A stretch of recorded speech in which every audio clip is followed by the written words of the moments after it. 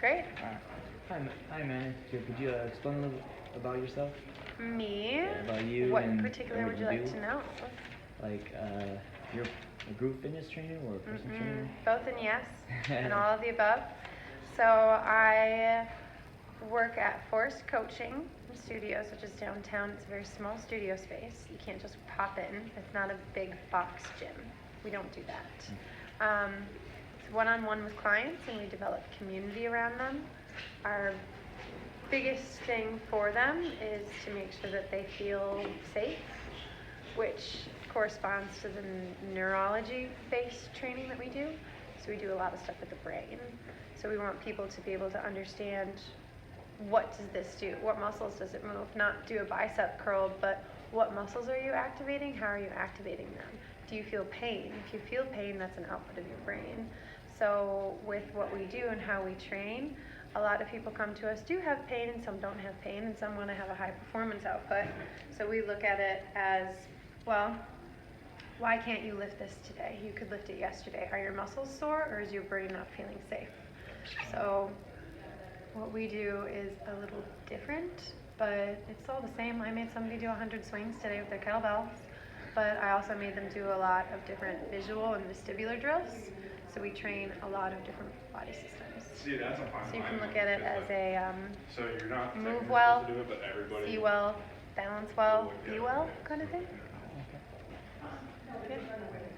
So how did you get into this organization? You can thank Kayla for that. Nah. You guys- Annie Forrest, who is really big in the fitness world, well, not just fitness, but well-being world in Madison. She contacted Kayla, I believe, for an internship, and Kayla thought of me. We connected, and I interned with Annie for a couple months, and then Annie gave me a 6-month probationary period, and then just as last week, she signed me for a 2-year contract. Nice. Yeah, pretty excited. What other organizations have you worked for? In this No, setting, Yeah. that's it. Oh, that's it? Oh, That's it. Okay. I started with this career last year. Kayla could probably tell you a lot about it. Tracy could too. I was really not finding my path and what I wanted to do in life, and I decided to change careers, and I didn't know how that looked. I thought it was going to be nutrition. I had big plans about being a registered dietitian and then working with people on that, because I do believe that what you put in your body is far more important than how you move your body, but I've begun to change that quite a bit. I think it's all connected. Your toes connected to your ear is connected to your balance system. So everything works.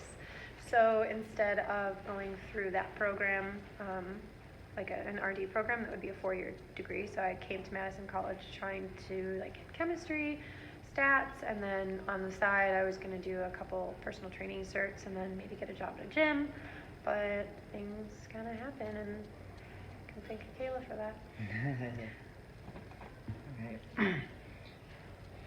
So next question is, what previous experience did you have that you believe helped you to get where you are today? Working in restaurants. Working in restaurants. They teach you a lot about who you are, who other people are, how to handle other people, how to talk to other people. This industry is not about knowing what a bicep curl is. It's not knowing how to perform a perfect push-up. Those things are great. It's more about communicating with people and making people feel part of something. What would you say is unique? I believe you already touched base on this already, but your organizations. Yeah. Yeah. That. Probably the visual drills. The visual drills, yeah.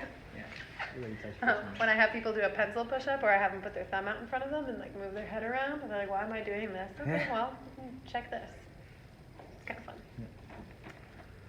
On a typical work day, what do you usually do? Okay. It kind of starts with typical work day. Starts with waking up, I guess. When you see your clients, you have to plan for them, but you also have to not plan for them, because people can come in with a lot of different things. I have client notes about where they are, where they want to go. We talk about their goals, and any day. So for example, today, I woke up, came in to see my client, and she was great, lovely. My first one, we could do everything that I had planned for her. And then her son came in because I train her at her house, and her son kind of put everything off base. So we did something a little bit different. I can't really talk a lot about that side. It's kind of, I don't really want to go into that. And then I switch gears for another client, check in with them. First 5 minutes, 10 minutes of every single session. It's not about getting you moving, it's about finding a connection with them, seeing how they're feeling, reading their feelings, understanding how far you can push them and what they actually want to do. I usually ask people if there's something in particular that they really want to work on that day. So planning for a session for me is more about understanding that particular client, understanding where they want to go, and understanding certain protocols that we can put them through.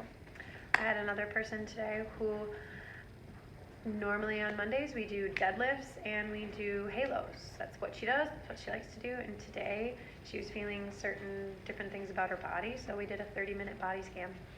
Oh, wow. Changes.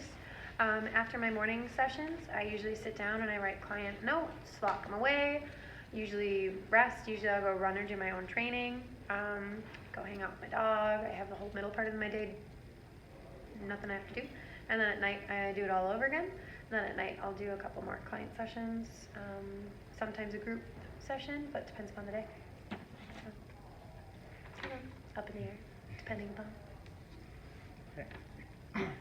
What do you love most about your job? Learning. I get to learn new things every single day.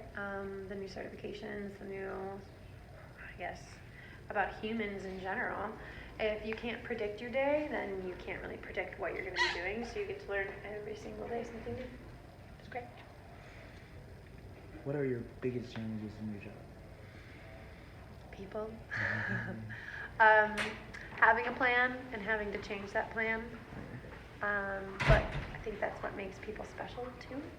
So going into something thinking I want to do this and this and this and this, and knowing that people are human and stuff happens, so being able to manage around that. Another thing, I'm not as far advanced in the type of protocols that we do for like Z-Health that we do.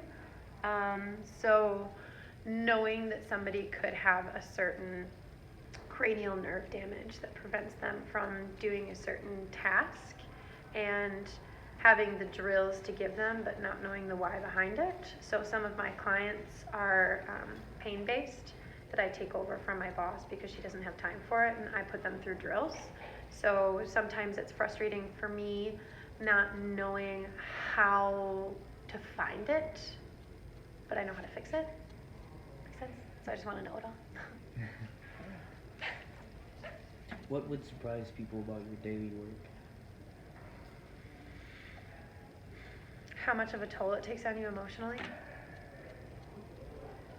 Yeah, it's understandable because you have to deal with people.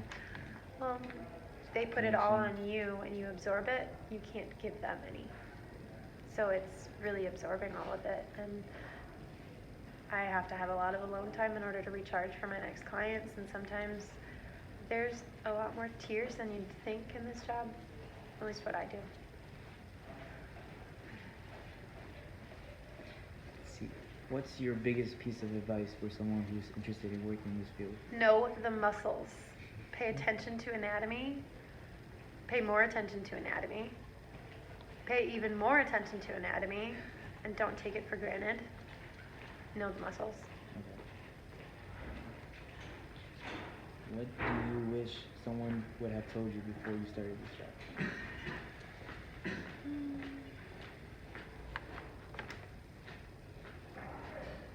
wish somebody would have told me.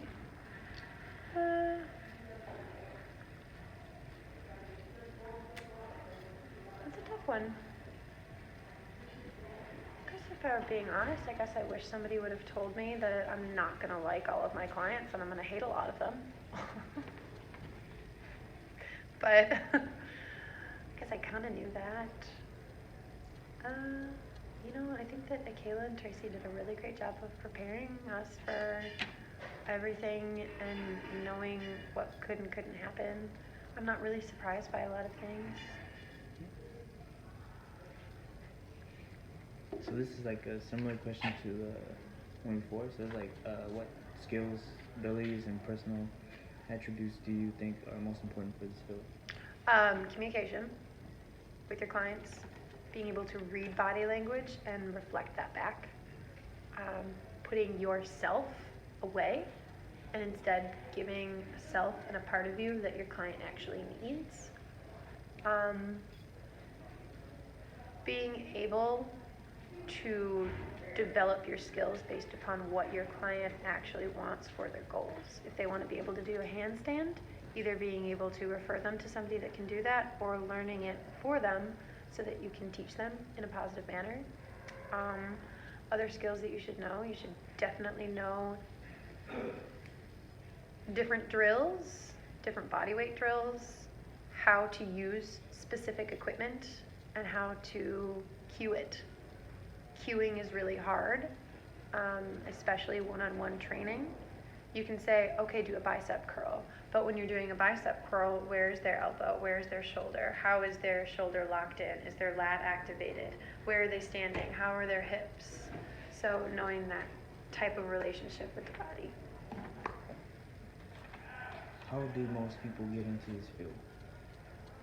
And what are some common entry levels? I think I scooted past quite a bit of the entry levels with the studio that I landed at, and because I don't have a lot of experience at the big box gyms aside from going to them and watching the other trainers, I think that's probably an entry level for most people, and that's probably where I would have started if I wouldn't have been gifted this really great opportunity. What would you say are some current trends or issues in this field that we should be aware about? Breathing, Breathing? nasal breathing. Understanding that too much oxygen can be a bad thing, and knowing breathing mechanics to fix metabolic issues. And I think that visual and vestibular awareness is big too, and could be a trend, should be a trend. I think it should be. 5. Right here. Which professional organization or other sources do you consider relevant? Strong First, Z Health, UESCA, United Endurance Sports Coaches of America, Roadrunners of America, ACE, OSU, TRX. My most relevant ones are Strong First, which is kettlebell certifications and body weight, so they think strong first and then power. And Z Health for sure, ACE. Yeah, and there's tons more. I wish it were more relegated, but right now I'm pretty happy with the ones that I'm going for. And if somebody wants something different, I know a lot of people that I can refer them to. That's good. And the last question is it okay if I contact you again if I have any further questions? Of course. Yeah. All right, thank you. Yeah.